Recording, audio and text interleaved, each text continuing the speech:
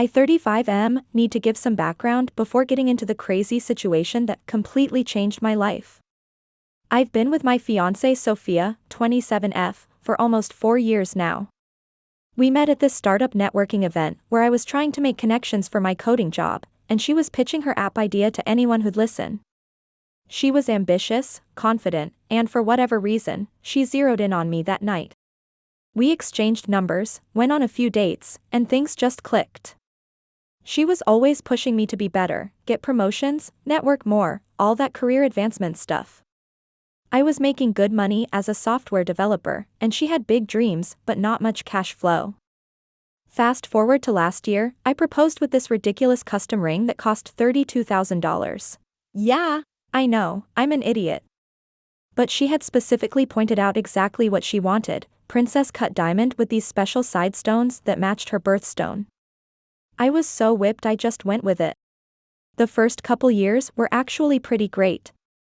She motivated me to ask for raises I probably wouldn't have had the confidence to go for, and I helped her startup get off the ground by investing about $38,000 of my savings. According to her Instagram, we were a power couple. She loved using that phrase in every other post. But the last 6 months before everything went to hell, man, things started getting weird. At first, it was small things. If I wanted a quiet night after work, she'd sigh and say, "We're supposed to be a power couple, Jack, not some boring suburban couple who sits around watching Netflix." Then it turned into backhanded compliments: "You could do so much more if you just pushed yourself harder." Somewhere along the line, her admiration turned into constant criticism. My ambition was never enough, my job was too stable, my networking wasn't aggressive enough. It was like I was holding her back from some grand destiny. And the weirdest part? She made me feel like I should be grateful that she was still sticking around despite my complacency. Like, I'd come home exhausted after pulling a 12-hour day debugging some nightmare code, and instead of being understanding, she'd make these little jabs about my lack of drive or whatever. Meanwhile, I'm busting my ass at my day job and helping with her business on weekends. She also started hanging out more with her friends Kate and Megan. These two gave me weird vibes from day one. They'd barely acknowledge my existence when they came over, and they were always taking Sophia out to networking events that somehow involved coming home at 2 a.m. I started getting these killer headaches around that time, like, bad enough that regular Tylenol wouldn't touch them. I figured it was just stress from work plus planning this huge wedding Sophia wanted. She'd been adding more expensive stuff to the plans every week. Then came the day that changed everything. I was in the middle of a meeting with our biggest client when suddenly everything went blurry. Next thing I know, I'm face-planting onto the conference table. My buddy Daniel practically carried me to his car and drove me to the ER, even though I kept insisting I was fine. Turns out I wasn't fine. Not even close. The doctor came in with this look on his face that immediately made my stomach drop. Brain tumor. And not the "let's wait and see" kind, the "we need to operate immediately" kind. Words like aggressive and pressure building got thrown around. They started talking about surgical risks, and I just sat there feeling like I was watching a movie about someone else's life. When I called Sophia from the hospital, her first response wasn't what you'd expect from someone who supposedly loved me: "How long will recovery take? We have the venue booked in 8 weeks. She was just worried about our fucking Instagram-worthy venue getting wasted. Should have seen the red flag right there, but I was too shocked from the diagnosis to really process it.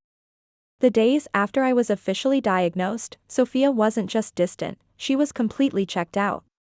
If I tried to talk about the surgery, she'd change the subject. If I mentioned being scared, she'd roll her eyes and tell me not to be dramatic. At one point, she actually said, "I swear you're acting like this is the end of the world. People have surgeries all the time, Jack. It's not like you're special." But what really hit me hard was overhearing her on the phone with Kate. She thought I was asleep, but I heard every word. "I just never signed up for this," she said. "It's like the universe is telling me I wasn't meant to settle down yet. I was supposed to be building my future, not dealing with dash." She didn't finish the sentence, but I didn't need her to. I already knew what she meant. The week before my scheduled surgery, they gave me exactly 5 days to get my affairs in order. Sophia became even more distant. She spent most nights texting or on calls about her business. When she was physically present, she was mentally somewhere else entirely. I tried talking to her about how terrified I was. They were going to cut open my skull and mess with my brain. That's fucking scary, right? But every time I brought it up, she'd change the subject to wedding details or drama with her investors or some bullshit about the bridesmaids' dresses not matching exactly.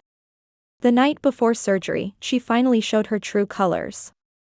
"I think I need some space tomorrow," she said while scrolling through Instagram, not even looking at me. "Kate and Megan suggested we go to this new spa while you're in surgery. Just to clear my head, you know? Hospitals stress me out." I thought she was joking at first. "You're going to a spa while I'm having brain surgery?" She actually rolled her eyes at me.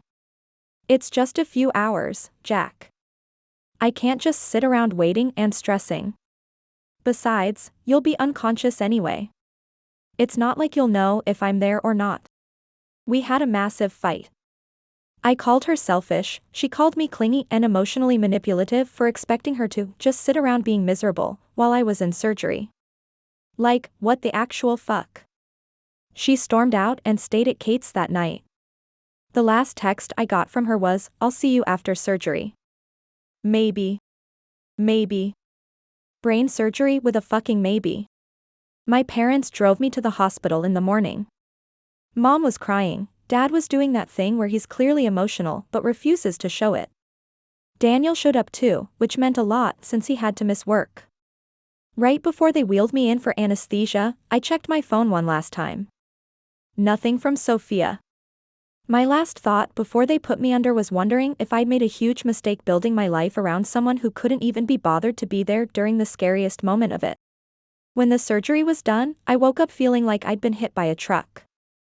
My head was pounding worse than any hangover I've ever had, and everything was kind of fuzzy around the edges. First thing I noticed was this nurse checking all the machines I was hooked up to. Not Sophia. "Water," I managed to croak out. My throat felt like sandpaper. The nurse, who I'd later learn was named Hannah, gave me some ice chips instead. "Doctor says no water just yet. You did great in surgery though, they got the whole tumor." I tried to look around the room, but moving my head sent pain shooting through my skull. "My fiancé." Hannah's smile dimmed a bit. "I haven't seen anyone except your parents earlier. They went to get something to eat but said they'd be back soon." I remember thinking maybe Sophia was just parking or in the cafeteria or something. I even forgot we had a fight. I thought she'd be there anyway. I reached for my phone on the side table, almost pulling out my IV in the process. There were messages from Daniel asking how I was doing, one from Mom saying they'd be back in an hour, and then there was Sophia's message. The one that made me feel like I'd been punched in the gut even through all the pain meds they had me on. "Happy anniversary, failure. Guess this is what I get for wasting 4 years on someone who will probably be a vegetable anyway." I read it like 5 times trying to make sense of it. First off, it wasn't even our anniversary, that was next month. Second, the doctors had said the surgery went well. And third, who the fuck says that to someone who just had brain surgery? I must have made some kind of noise because Hannah came back over. "Everything okay?" She had this concerned look on her face. I don't know why I showed her my phone, maybe because I needed someone else to confirm I wasn't hallucinating this shit. "My fiancé, she won't be coming." Hannah read the message, and for a second her professional mask slipped. "Oh. I'm so sorry." I tried texting Sophia back, "I'm out of surgery. Doctor says they got the whole tumor. In case you give a shit." Looking back at our relationship through this new lens, I started seeing all the signs I'd missed. How she'd been pulling away ever since the diagnosis. The way she'd sigh dramatically whenever I mentioned follow-up appointments. How she'd been making these random withdrawals from our joint account without telling me what they were for. When my parents came back, my mom immediately asked where Sophia was. I couldn't bring myself to show them the text, so I just mumbled something about her not feeling well. Mom looked suspicious but didn't push it. Dad just squeezed my hand. Then my phone buzzed again. Another text from Sophia, don't expect me to play nurse for you. This isn't what I signed up for. I wanted a husband, not a patient. That's when something inside me just hardened. Like something brittle that had been about to break suddenly turned to steel instead. This woman had been with me for 4 years. I'd invested $38,000 in her business, spent $32,000 on a ring she basically designed herself. I'd stayed up countless nights helping her with business plans and spreadsheets. The down payment on our apartment had come mostly from my savings. All those times I'd held her hair back when she got food poisoning, or listened to her cry about work stress or family drama. And her response to me having a life-threatening medical emergency was to go to a fucking spa and then text me that I was a failure. I texted back, guess what? I don't expect anything from you anymore. But you might want to check our accounts before you go celebrate your freedom with Kate and Megan. Then I turned to my parents and told them everything. Showed them the texts. Watched my mom's face crumple and my dad get that scary quiet he gets when he's really pissed. They promised to stay with me through recovery. I'm so sorry, sweetheart, Mom kept saying, stroking my hand. Don't be, I said. Better to find out now than after the wedding. But here's the weirdest part, as I laid there with tubes and wires coming out of me, half my head shaved and stitched up like a baseball, I felt this strange sense of relief. Like maybe getting diagnosed with a brain tumor wasn't the worst thing that happened to me. Maybe it was the thing that saved me from tying myself forever to someone who'd bail at the first sign of trouble. Hannah came back to check on me as my parents were leaving for the night. She adjusted my pillows and asked if I needed anything for pain. Just the truth, I said, still feeling loopy from the meds. Did I dodge a bullet? Hannah paused, then gave me a small smile. Speaking as someone who sees a lot of couples during medical crises. Yeah, you dodged an armor-piercing round. That made me laugh, which hurt like hell but felt necessary. That night, I kept thinking about all the red flags I'd ignored. How Sophia always needed to be the center of attention. How she'd get mad if I didn't immediately respond to her texts but would ignore mine for hours. The way she'd make little digs about my friends or family. How she'd roll her eyes whenever I talked about wanting kids someday. I woke up around 3 a.m. to a nurse checking my vitals. My phone showed 7 missed calls from Sophia. Guess she'd finally checked our accounts. I turned off my phone completely and went back to sleep, feeling like a weight had been lifted despite the tumor they'd just cut out of my head. The next morning, Daniel came to visit before work. He took one look at me and said, "You look like shit, but at least they didn't have to shave your whole head." Where's Sophia? I told him the whole story, showed him the texts, watched his face go from shocked to pissed. What the actual fuck, dude? Who does that? Apparently the woman I was going to marry. Daniel shook his head. Man, I never liked her, but I didn't say anything because you seemed happy. Was I though? I asked, genuinely wondering. I feel like I was just working my ass off trying to make her happy. That's not the same thing. No bro, it's not, Daniel squeezed my shoulder. So what's the plan now? I smiled for what felt like the first time in days. I already started it. But I'm going to need your help with phase 2. I'll update when I have the strength to type out what happened next. Right now, just writing this much has me exhausted. Update 1, first, thanks for all the support on my previous post. To those asking about my recovery, I'm doing much better. The incision is healing well, and the headaches are getting less frequent. Now, let me tell you what happened after I started executing my plan. Remember how I mentioned needing Daniel's help with phase 2? Well, turns out my tech background came in really handy. The night after my surgery, while Sophia was blowing up my phone, Daniel and I had already put things in motion. See, Sophia had been using my personal laptop for her startup work because her MacBook was too slow. What she didn't know was that I had access to every file she'd ever created or modified on that machine. Going through those files was interesting. Found dozens of unrecorded cash withdrawals from our joint account labeled as vendor meetings and catering tastings, events I was never invited to. But the real kicker? She'd been using my technical documentation from previous projects to pitch to investors, claiming it was her startup's proprietary technology. She basically took my weekend coding projects, changed some variable names, and called it her innovative solution. Daniel helped me set up a security system in our apartment while I was still in the hospital. Nothing fancy, just some motion-activated cameras that would alert my phone. Call it paranoid, but something told me we'd need them. 3 days after surgery, I got cleared to go home.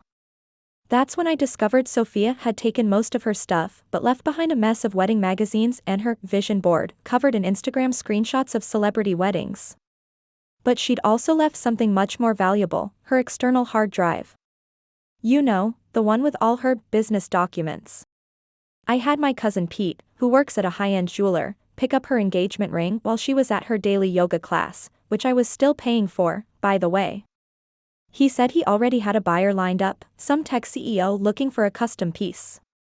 Wouldn't get the full $32,000 back, but it was better than nothing. The real fun started when Sophia tried to access our joint accounts. I'd already moved the $78,000 wedding fund to my personal account and canceled all the wedding arrangements. The venue refunded 50% of the deposit, the photographer kept the deposit but was understanding, and our honeymoon reservations to Bali got a full refund since it was more than 60 days out. Then came the tech cleanup, removed her as an authorized user on my credit cards, changed all my passwords, canceled her on my phone plan. Each confirmation email felt like cutting away another toxic thread. But here's where it gets really interesting. 2 days ago, I got an alert from one of the security cameras. Sophia had used her key to get in while I was at a follow-up appointment. The camera caught her trying to access my home office computer. She was probably looking for those technical documents she'd been passing off as her own work. What she didn't know was that I'd already sent copies of all her modified documents to her main investor, you know, the one who'd put in $250,000 based on her innovative technology. Included a nice timeline showing when I'd originally created the code versus when she'd claimed to develop it. The investor's response was, let's just say Sophia's going to have some explaining to do. Especially about those development costs she'd been charging to the company account. I also found out she'd been telling potential investors that her technical co-founder, aka me, was fully committed to leaving his job to join her startup. Yeah, that was news to me too. The best part? She still doesn't know that I know all this. She thinks I'm just being petty about the wedding money. Meanwhile, her entire house of cards is about to come crashing down, and she has no idea it's coming. Daniel's been monitoring her social media, I've blocked her everywhere. Apparently, she's still posting about toxic relationships and how she dodged a bullet. Can't wait until she realizes exactly what caliber of bullet she's actually facing. I have another follow-up appointment tomorrow, and my lawyer wants to meet next week. I'll update when more developments happen. Something tells me this story isn't over yet. Update 2, holy shit, these past 48 hours have been intense. Remember how I mentioned Sophia didn't know what was coming? Well, it hit her like a freight train, but she decided to go nuclear in response. Bad move on her part. It started when her main investor called an emergency board meeting. Turns out, copying my code and passing it off as original tech development wasn't her only creative accounting move.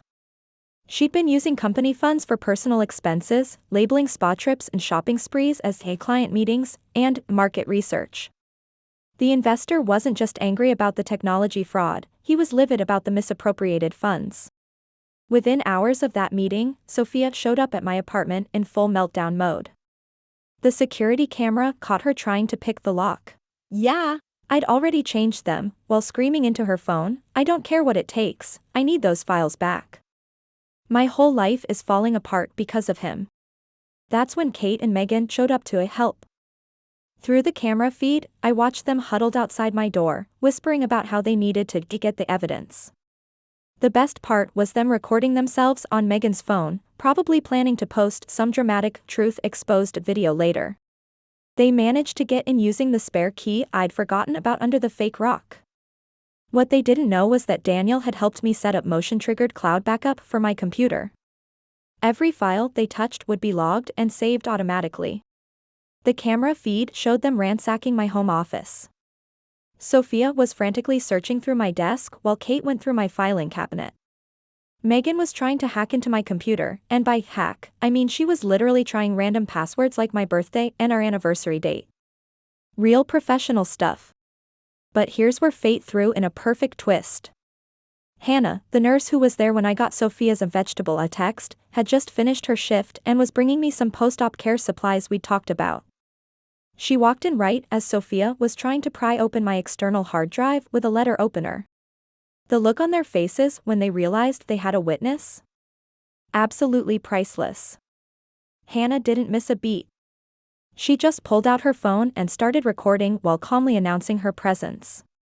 Sophia tried to play it off, claiming she lived there and was just getting her things. Hannah pointed out that destroying property and attempting to access medical records wasn't exactly getting your things. That's when Sophia completely lost it. She lunged for Hannah's phone, screaming about how I'd ruined her life and she was going to expose the truth. In her rage, she knocked over my desk lamp, shattering it against the wall. What she didn't expect was Hannah's response. Apparently, Hannah had worked security at her previous hospital, and before anyone could blink, she had Sophia professionally restrained. My neighbor Todd heard the commotion and called the police. When they arrived, everything was caught on multiple recordings, my security cameras, Hannah's phone, and hilariously, Megan's own phone that was still recording their attempted break-in. The police found a group chat on Megan's phone showing they'd been planning this for days, complete with messages about making it look like they were retrieving evidence of fraud. During her meltdown, Sophia kept incriminating herself further. She was screaming about her perfect system for hiding business expenses and how I'd ruined everything by exposing her to the investors. The officers just kept taking notes while she dug herself deeper. The whole thing snowballed from there. The local tech blog picked up the story, running with the headline, "Tech Startup CEO Arrested in Ex-Fiancé Revenge Plot Gone Wrong." Her remaining investors pulled out completely. The startup community isn't exactly forgiving when it comes to fraud and criminal charges. After the police left with Sophia, Kate, and Megan in custody, Hannah stayed to help clean up the mess. We ended up talking for hours, discovering we share a love of terrible sci-fi movies and dogs. She told me about her rescue dog, and I found myself opening up about everything that had happened. It was the first real, honest conversation I'd had in months. The next day, my lawyer called to say Sophia's being charged with breaking and entering, attempted assault, destruction of property, and her investor is pursuing separate charges for fraud. Her parents tried to make it all go away with money, but there were too many witnesses and too much evidence. The startup she'd been building on lies came crashing down in less than 48 hours. I heard through mutual friends that she's had to move back in with her parents. Apparently, they had to use her sister's college fund to cover her legal fees and pay back some of the misappropriated investor funds. The power couple dreams she was so obsessed with? Gone. The carefully curated Instagram image? Deleted. Sometimes karma works faster than expected. Daniel stopped by after everything went down and couldn't stop laughing about how they recorded their own crime. "Dude," he said, "you couldn't have planned this better if you tried." He's right. I didn't have to do anything. Sophia destroyed herself trying to get revenge on me. Update 3, 6 months after the break-in incident, and my life has completely transformed. The recovery from brain surgery went better than expected, and I'm back at work full-time now. But that's not even the best part. Remember Hannah, the nurse who took down Sophia during the break-in? We kept in touch after everything that happened. At first, she'd check in professionally about my recovery, but our conversations gradually shifted to other topics. 3 months ago, we started dating officially. Hannah is everything Sophia wasn't. She actually listens when I talk about my day, celebrates my successes without trying to one-up them, and understands that sometimes I just want to sit quietly and watch a bad movie. Last week, her rescue dog Atlas moved in with us. He's this goofy golden retriever who thinks he's a lap dog despite weighing 80 pounds. Speaking of moving, I sold the old apartment. Too many bad memories, plus I didn't want Sophia knowing where I lived anymore. Found a great house with a big backyard for Atlas, and Hannah's lease was up, so yeah, we decided to take the plunge. Living together has been amazing. As for Sophia, her life imploded spectacularly after the arrest. Her startup's investors didn't just pull out, they launched a full audit. Turns out she'd been misappropriating funds since day one. The market research, trips to Miami, shopping sprees, the client dinners in Vegas, gambling. She's facing serious fraud charges now. Her perfect Instagram life crumbled too. The power couple posts disappeared, replaced by vague quotes about betrayal and rising from the ashes. Until her lawyer made her stop posting altogether because she kept accidentally admitting to more crimes in her captions. The tech community is small, and word spreads fast. She tried launching a consulting business, but nobody would touch her with a 10-foot pole. Last I heard, she's working as a junior sales rep at her dad's friend's company, the same position she once told me was beneath her ambitions. The investors recovered most of their money through legal action, which meant Sophia's parents had to liquidate their vacation home to cover what she'd spent. Her sister had to transfer to a state school because the college fund was gone. Kate and Meghan ghosted her completely after getting their own slap on the wrist for the break-in. But here's the biggest plot twist. Because of the investigation into Sophia's fraud, the tech she stole from me got traced back to its source. A major software company reached out about acquiring the actual rights to some of my weekend projects. The deal closed last month. Let's just say I won't have to worry about a mortgage anytime soon. Hannah and I are planning a trip to Hawaii next spring. No Instagram posts, no power couple hashtags, just us, enjoying life together. Sometimes I think about how close I came to marrying Sophia, and it feels like a bullet dodged. The brain tumor that I thought would ruin my life actually saved it.